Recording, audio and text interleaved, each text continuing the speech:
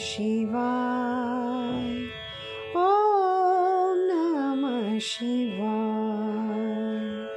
Om Namah Shivaya. This is one of the most popular mantras honoring Lord Shiva. An important mantra for Shiva devotees. It means salutations to Shiva. Called as the Shiva Panchak Shara mantra, it uses the 5 syllables Na, Ma, Shi, Va and Ya. There are various representations of these 5 sounds. Some traditions believe that these 5 sounds contain the 5 elements which form the entire universe. Na representing earth, Ma, water, Sea, fire, Va, air or the cosmic prana, and Ya, sky. So as we see, though short, this mantra has such a significance.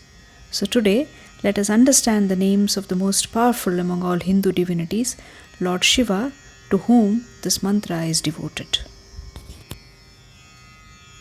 Shiva is one of the principal deities of Hinduism, often called as the destroyer.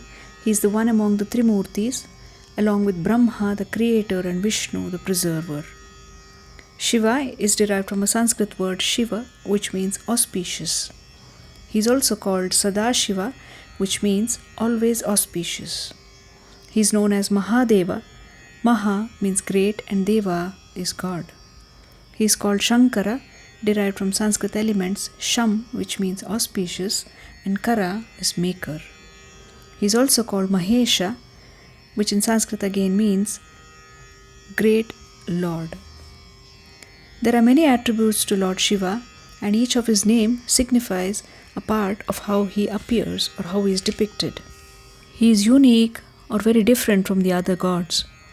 He is shown as the one who wears animal skin, ash smeared all over his body, wearing a Rudraksha mala, moon in his crest, river Ganga in his matted hair, a third eye on his forehead, serpent coiled around his neck, a trident or trishula in his hands, and he sits on tiger skin in a meditative state in the mountains of Kailasha.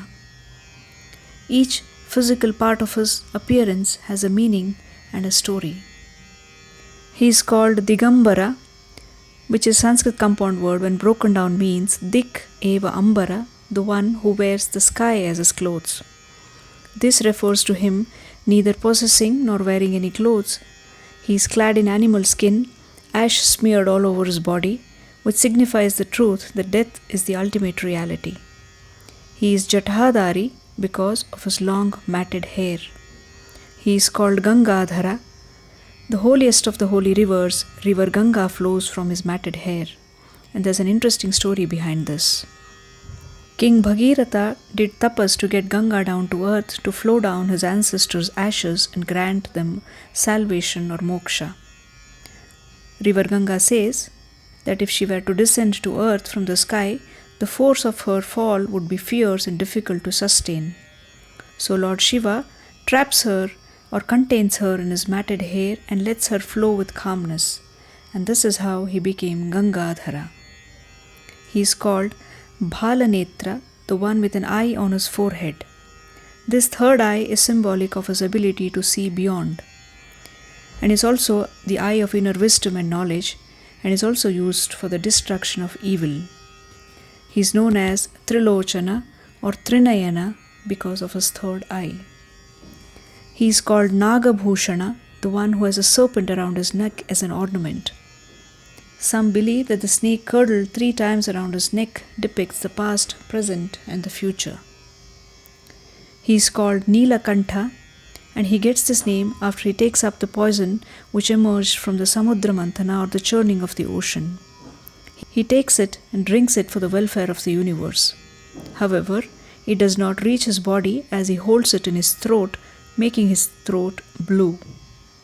So the name Nilakantha, the one with a blue throat. He is called Chandrasekhara, the one who wears the moon on his hair. This is also symbolic that he has controlled his mind perfectly, as moon is often associated with being easily distracted. He is also called Somashekhara or Chandramauli, Chandra Prakasha, which all mean the same.